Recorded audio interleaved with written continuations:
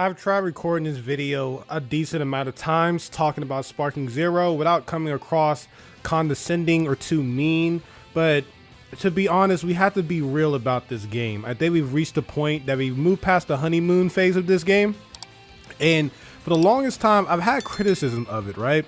But Sparking Zero has reached this perfect place where we got old fans and new fans who just really want this game to be the best Dragon Ball game ever made. But I think we can finally listen to the people that's been critiquing it, right? And I've been getting comments even when the trailer first dropped that this is gonna be the best game. If you ever showed any problems like with the art design or like with some ultras not looking good as some games from Raging Blast, some people say, oh, you're the type that's gonna give the game a 6 out of 10. People were so worried about how like the rating of the game. They wasn't really even worried how good the game was gonna be. They just wanted to live up to some pedestal. And listen, I like Sparking Zero, right? I platinumed the game. I really wanted to make a bunch of content on it, and I had plenty of videos planned. But this game is not the best Dragon Ball game. It has so many flaws, and I want to talk about it, right? But again, if you enjoy Dragon Ball Sparking Zero, I'm happy for you. I like the game too. I get on there sometimes and I have fun, but from the very principle, this game was done lazily. Yay, we get the slideshow cutscenes for the Evil Containment Wave. Yeah, like bro, y'all could have animated this entire scene, bro. Stop pissing me off with this shit, bro. I'm glad I can actually criticize this game, and like we're now no longer in the honeymoon phase where everyone calls you hating if you criticize any of this shit. like before I get to the negatives, right? I want to talk about the positives. I love all the fan service they have in the game. I love like the girl talk where they have the encyclopedia. That was like a classic from the Tenkaichi games. I love they brought back majority of the Tenkaichi 3 battle system. I don't like the change that they made to it, but I'm glad they put that in there. I'm glad it has a lot of characters. A lot of the ultimates in the Sakuga style of like going to the Dragon Ball Super Broly Shintani style, a lot of it looks great. I think they did a great job with a lot of that stuff, and like the menu is one of the best Dragon Ball menus I've ever seen, and I love the opening. Too bad we only get to see it one time.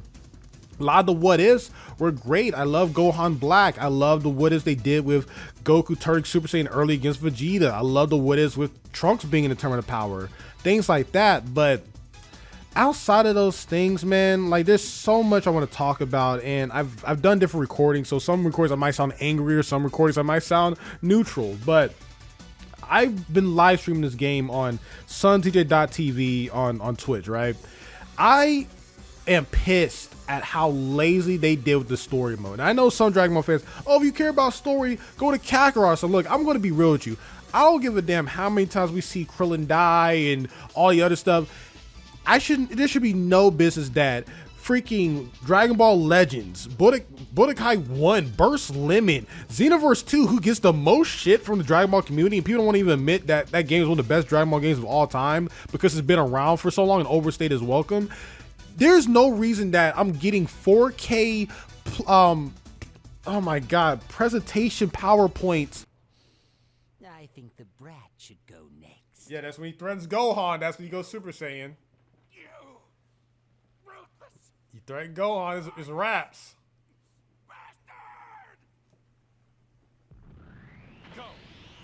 I wanted like a legit transformation. Who comes in?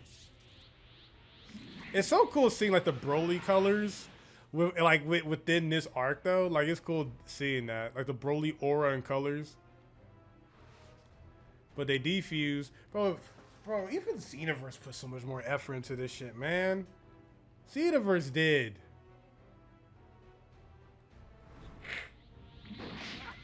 Yeah, more PowerPoint cutscenes. Yeah, so cool. I'm so disappointed with this shit, bro. Compared to God. Yeah, cool. We're gonna get a cutscene where you move, and it's gonna stop like this. It's gonna stop like this. It's gonna. Thank you. Yeah. I'm sorry. I'm so annoyed with this shit, bro. Everything's like this in this game. Yeah, cool. Move on.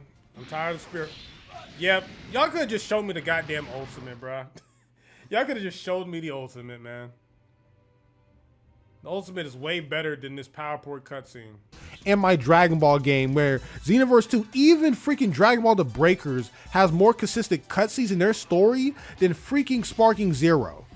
I've gotten cutscenes that are worse than the Ultimates and Supers they made because how lazy they were. Because they want to incorporate custom battles so bad, they want this Mario Maker in the game, when in all honesty, I don't even enjoy playing people's custom battles because the dialogue is so weird. It shouldn't have just allowed people to just type in whatever they wanted and block out anything that was racist or weird. But no, it's just so poorly implemented that there's like pretty much no real offline modes at all.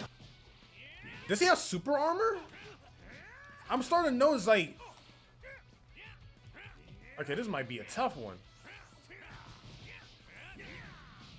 Jesus, he has super armor.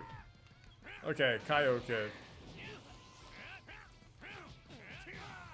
He's doing a lot of damage. He loses no health. How do I beat him? Bro, niggas got to get out Super Saiyan 4's dick, bro. Is this just what it is every single time?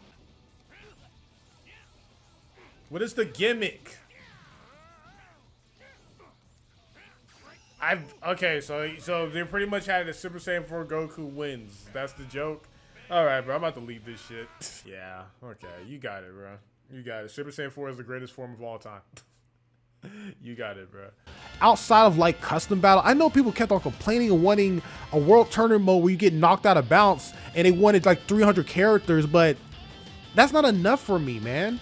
Like where's all the other options? Like, it's crazy to me that I've had more joy playing Dragon Ball FighterZ and they had way more offline options than freaking Sparking Zero. And I've platinum pretty much every Dragon Ball game I've ever played. It's infuriating, bro. Like almost so many cuts, even the cutscenes that are actually cutscenes, the Sparking episode ones, they look bad. Like, yes, it looks better because the game is like a 4K, is a more modern game, but like there's no excuse for how bad a lot of this stuff is. From the beams pretty much all being the same. Like all being the same. Like there's so much stuff that, like, the little things, man. Like, you talked about like Ultimate Gohan's Ultimate looking terrible compared to look in Budokai 3 or in Raging Blast 2.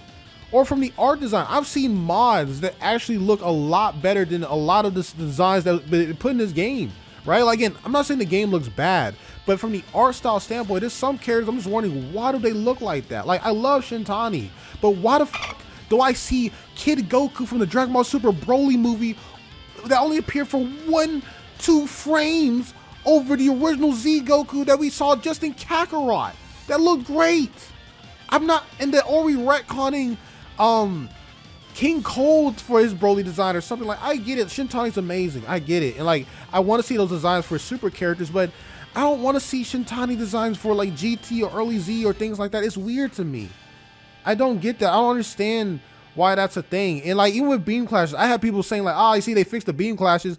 Like, you know, I'm not even trying to be on my power scaling bag. I really don't. All I care about is like, why can I not do Goku versus Vegeta angled beam clashes without it like doing the whole we're on level thing? I don't like that, bro. Oh, a beam clash that doesn't break the universe because we can't get that off. Oh, father son Gatling gun. Okay. Father, is that the extent of your rage? After everything he's done to you. They're literally saying Super Saiyan Rage, but just not giving me the form. That was perfectly fine how it was in Raging Blast and Tenkaichi, or like with a lot of supers and ultimates. Like when you do an ultimate towards someone, why does it always gotta like do so many camera shifts? Like I'd love to be simple that you throw an ultimate towards someone, they block it, you see them struggling, and then you get the rest of the cutscene. We don't even get that half of the time. Or they made so many weird camera changes where like, why am I seeing Gohan throw Ki Blast or do something where like I would love to see him hit the opponent, but we don't even get to see that half of the time. They did a great job with a lot of these ultimates, don't get me wrong, but some changes to the camera and doing stuff made no sense to me. Granted, Dragon Fist looked amazing with Super Saiyan 3 Goku. A lot of things look amazing, but just some changes, I just felt like they were just doing shit, right? Now, let's talk about this battle system, right? I don't understand a lot of the decision making with this stuff, right? Why do skill points have no consequences at all? Like, there shouldn't be no reason that I should go into Sparky mode and have like no key sickness or nothing. Or why do rush attacks and ultimates hit off the ground when that wasn't a thing before? Why is there so many unblockable ultimates in this game? Why is Ki Blast so unnecessarily strong? Why is Perception a thing? Because everyone, all they do in this game is just hold down Perception or run away and through Ki Blast to counter it, or we just got After Image Strike that lasts for 15 seconds. Why is that a thing? And you can say, oh, like, that's how it was before. Bro, like Raging Blast, despite its faults that people like to complain about, it actually had a cancel system. It had different stuff going on. You can still throw hands. When you deal with this game, it is so unnecessarily frustrating to play. And don't get me started on Vanish Wars lasting forever because they're like 1/4 a regular key bar. I know people give Xenoverse 2 a lot of crap, but I like the fact that if someone ran out of stamina, I can complete a combo. I like super counters because super counters take a little bit of skill, but even with super counters, you can't even have the fulfillment of throwing out a combo half of the time because you can still super counter and someone's turned around. There's like no such thing as a true combo, and that's how it was in Tenkaichi 3. But the window to Z counter and the window to Vanish was a lot smaller. It took more skill, and now all everyone does is just hold down the Perception button and spam Ki Blast. That is not fun. Or you get the androids who start off with 3 skills and only 1 skill to use armor and grab people. That is not fun. And I think people need to stop trying to be defensive guard for this game and give it some actual criticism. Again, shouts out to the dev team that has been crunching, making sure that Super Saiyan 3 Goku looks good when he does Dragon Fist and things like that, or like with dramatic cutscenes. I'm really happy about that, but like, there's key things in this game where I'm just like, why? Like, even with what ifs, why does Vegeta's what if end in the Buu saga? Vegeta has taken so many L's. Why can we have any what ifs of him winning those L's? What if he turns Super Saiyan against Frieza in 1? Y'all don't care about power scaling because Goku's able to beat like all the androids without even going to Hotbox Time Chamber in his what ifs, right? But Vegeta, like, listen, no matter how you feel about Vegeta, he might be your favorite character, he might not. He is like the second most important character to Dragon Ball. You can even argue Gohan is. Regardless, Vegeta should have had what ifs in the Super arc. Why is there no Universe 6 tournament arc in this game? You have all the pieces for it. You have Hit, you have Kaba, you have all those people, but you don't do it. Xenoverse 2 did it. You even have the Whis outfits for Goku and Vegeta, but you don't have any of that? You don't have a what if Vegeta won the Tournament of Power? Why? You don't have a what if Vegeta actually beat Golden Frieza? That is so strange to me. It was a layup and you missed it. Like, it would have been cool for that. Again, I'm glad that we got the what if Vegeta turns Super Saiyan 2, but it's just strange to me why that's a thing. From the online being just people rage quitting with no, like, there's no repercussions, or the fact that, like, honestly, like, I play UI Goku in this game because like UI is one of my favorite transformations outside of Super Saiyan, and it should have been some ruling like, hey, listen, if you want to do the online like versus battle in rank, maybe you should go by arcs, or like who's like the strongest characters, whatever. Like, it should be that, not just, oh, like if someone picks Saiyan Saga Vegeta and fights my UI Goku, and if he wins, he gets to clip me, but if he loses, he just gets to rage quit and never fight me again. Like, it just is like a weird system, right? Again, I understand that we want to be unbalanced, you know, we want characters to be strong, but like a lot of these little gimmicks and how things are, it's not fun. And I think people need to call it out instead of just wanting things to be like, oh, well, I like the BS as long as I'm doing it, but if the BS is not working for me, I see how y'all niggas roll. All y'all rage quit when things not working for you. But if you're doing it, it's cool. And I don't think that's a fun game at all, in my opinion. It's so funny to me that people are so worried about Super Saiyan 4 Gogeta losing to Kaba. Now y'all all getting cooked by Yajirobe. People are so afraid of balance and all those things, not wanting to be a true fighting game, because a lot of people are afraid of competing in a true fighting game. They want things to all be kind of easy, that you're getting cooked by Master Roshi. You know what I mean? It's just so funny because, like, what is wrong with having a game where you can, yes, of course, you want characters to be strong, but you don't want it to be just a cheese fest over and over again. Because as you can see with everyone rage quitting, cheese is not fun when you're not doing the cheese. And it just kills me that when you try to talk about these problems, a lot of people's like, just get good or whatever the hell. It's like, no, it's not fun when it happens to you, is it? Not at all. And another thing is that why the hell, when I'm looking at certain intros, it just turns blurry out of nowhere? Like, why is that a thing? I noticed that when the game was coming out, that sometimes the screen would just turn blurry. It's still in the game, and I don't understand why that's a thing. I miss the fact that when in like, I don't understand why Planet Nam is the only place where the planet can get destroyed. Like, you're gonna bring back that option. Why you can't do it on every planet? Like, I understand it was easier during the PS2 era, but like, there's certain features that you kind of brought back, but you didn't bring it back all the way, and it's kind of confusing why that wasn't implemented. Like, just some key features that are missing. Like, where's the customization? Like, even with like Goku and Vegeta, who have like the most customization in the game, is like, why can we not change the auras?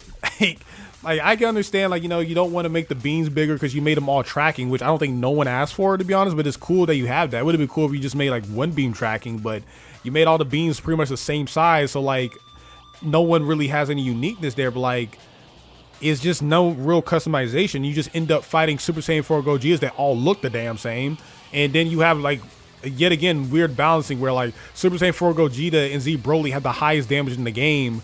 Like, if we're gonna go by power scaling logic, why does Beerus or Whis not have the highest damage in the game? Like, the weird favoritism towards Z Broly, and Z Broly's the one with the unblockable ultimate, but Super Saiyan 4 Gogeta doesn't have the unblockable ultimate. Like, this is what I mean when niggas be talking about, I want power scaling in video games. These niggas don't even know how to power scale. Like, so why did y'all want this so damn bad? I just hate that, like, the meta is just key spamming and unblockable ultimate, run away, then rage quits. Like, that is not fun. Oh, well, this game is not meant to be competitive. Why the f does it have an online mode? Go play, like, we can just go play Kakarot then if that's what we're doing. If it has an online mode, it deserves to be criticized because that's the backbone was going to keep this game alive. Hell, I've had a longer time enjoying like Xenoverse 2 and other games, and they all have online modes, and it's a little bit less frustrating. Like, yes, Xenoverse 2 has broken builds and stuff, but if you pick a normal character, most of the time it's going to be a lot more fair than this game, which is crazy to say. Like, the choices to change the battle system in Tenkaichi 3 has hurt it tremendously. I am very thankful for how much characters we got. They didn't even need to put in all the movie characters in GT. They could have easily made that DLC.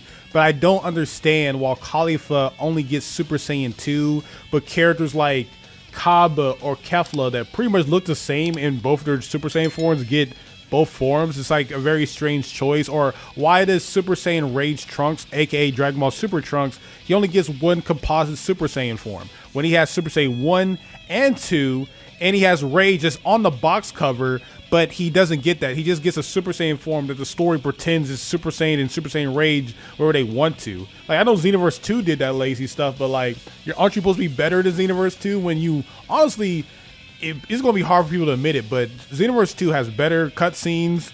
Not better as in like better quality, but they have more consistent cutscenes. They actually don't just use freaking like PowerPoint presentations. They put cutscenes in everything they've done. They actually have Rage Trunks in the story mode, which they could have done. Like, they could have had like one cutscene where his eyes go back. Like, the Xenoverse 2 cutscene from 2016 looks tremendously better than the cutscene they have in Sparking Zero, which is crazy to me. It's insane, man. Like, again, shouts out to them having this many characters, but like, Super 17 not being in the game, but all these Frieza soldiers being in the game is a damn travesty. How does Dr. Willow make it over Super 17 when like you didn't even have like any story mode for the movie characters? Like, where are those things, man? You have all the resources. You could have continued doing the lazy cutscenes y'all was doing before, but y'all decided not to do that anyway. It's just dumb. That the way they marketed this game was very bad, in my opinion. Like, it's cool to show a little bit of menus, have a little bit of demos here and there, but when learning in retrospect that they didn't really put that much effort into story mode and episode battle is pretty much left to us to make, the big backbone to this game is how much effort they put into supers and ultimates, and we saw all that through content creators in online. Like, most of this game's big like oomph was through YouTubers constantly spoiling the game or seeing it on YouTube all the time. And I don't think that was the best marketing plan at all. And it made, when you finally got the game, that, well, I already saw all the good stuff. Let me see what the story mode's doing. And 80% of it's 4K it's just 4K PowerPoints and just very stiff animation that I've seen better in Dokkan and in Dragon Ball Legends. And I think that's a terrible marketing plan, to be honest with you. And I kind of feel for the Janemba 8000s that was like complaining that the game is pretty much spoiled. Not because content creators are not going to be able to make a buck from it, but just the fact that the game itself lost a lot of impact because of it. It still sold well, but you was tracking the game. You pretty much saw all the best parts in like weird, like camera on camera, like recordings, and it wasn't the best idea in my opinion. Also, a few nitpicks is that why can I not see the intro more than one time? Like, I don't know who thought that was cool, but yeah, I should be able to see the intro as much as I want to see it. I only saw it one time and that's it. I think that's ridiculous, bro. I think people need to understand that I feel like a lot of Dragon Ball fans ignored a lot of Dragon Ball games after Budokai Tenkaichi 3. They ignored Xenoverse 2. They ignored the Raging Blast games. They ignored Fighters. They ignored Kakarot. And they went right back to Tenkaichi 3 just because all they ever wanted was 200 characters, out of bounds world tournament, and that's all they ever wanted, not realizing that there's a lot of great Dragon Ball games that didn't have those things and was still great. But now, like, we're at this point we finally realize just having a lot of characters and all that stuff is not enough to make a great Dragon Ball game. Now, I would say the game has a lot of pros. A lot of, like, the game looks amazing a lot of times. I think a lot of the characters do look great, but all this hiding from criticism because you want the game to be loved so bad has left this game flawed. Like, it barely has any offline options, and then people saying like, oh, well, it's not a true fighting game, so it doesn't need balancing. What is the point of this game? It's to beat people up and win. So regardless of it not being a traditional fighting game that's not going to EVO, it still needs to be tolerable online. All right? Yes, we all know games drop off eventually. That's just how games roll, but it should not be dropping off this hard. You don't want to know why? It's because the game is fundamentally flawed from the offline being so lazily done. Like, they spent so many resources giving Goku Black and Jiren story mode stuff when they really didn't do nothing with it. I saw the same cutscene of Fuzomasu killing Vegito and Future Trunks, and they didn't do anything with it. Or Jiren, I'm glad that Jiren got something, but like, you could have done a lot of those resources and gave it to Vegeta because he has a lot more story to give. I don't even remember a lot of Piccolo's what if. They just said, oh, what if, well, instead of Goku being there, what if it was a Piccolo? Like, again, I'm so happy that they did Gohan Black, but even then, like, bruh, how hard was it just to give him Rose? Now, I know a lot of people are going to be like, man, you're just complaining, you're ungrateful. Listen, bro, it's okay to criticize something that you love. I platinumed the game. even when, like, they even had, like, the collector's edition, and they was lazy with the UI Goku and Broly statue. Call a spade a spade. I'm glad they brought back the Tenkaichi 3 system, but they made it worse. I'm glad that they did certain things with Ultimates and Supers, but for a good amount of the old Supers and Ultimates, they just did too damn much. It's okay to just use the same, like, camera work and just make the models look better. But no, they made a lot of, like, Gohan's burst limit weird as hell. Or the fact that, why the fuck does Z Broly is so much better than Super Broly when the game is pretty much based off his movie, or like he has like the highest offense in the game that's stronger than like the fusions. I just don't understand a lot of decision making, right? But again, this game does a lot of things well. I don't want to be hyper negative on it. This game sold amazingly, but like, I'm glad that we're finally getting to the point that like people can actually understand that you can criticize this game and you shouldn't be yelled at for not giving it 10. And I'm not saying that this game is awful, but it has glaring flaws and it's not the best Dragon Ball game ever made. Do I want it to be? Of course. I want it to be the best Dragon Ball. Like, I had so many plans, and I'm probably going to still do those plans. I got plenty of my playthroughs to upload, but man, like, it was crazy, like, waiting this entire year for this game to come out, and everyone kept ignoring every criticism.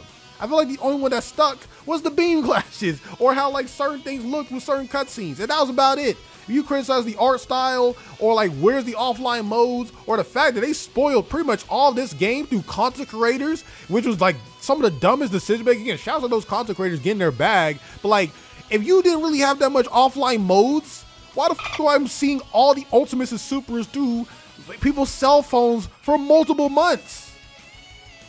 Why? But yeah, man, I platinumed the game. I think the game has a lot of pros, but like there's like no offline modes, and the main modes y'all have is online ranked, which like the DP mode is flawed as hell because you wanted Captain Ginyu to have his whole squad. Is pretty much like there's a lot going on, man. It's too easy just to mass perception, spam key blast. It's just not that fun. And I'm not asking for a fighters. Like I play a lot of fighting games. Like I'm not asking for it to be super competitive, but I'm asking for it to be fun and you can actually feel like you're doing something. And I think the game is fun in its own way, but I don't know. I like Raging Blast more in some ways. I really do. I feel like Tenkaichi 3 has the better fighting system.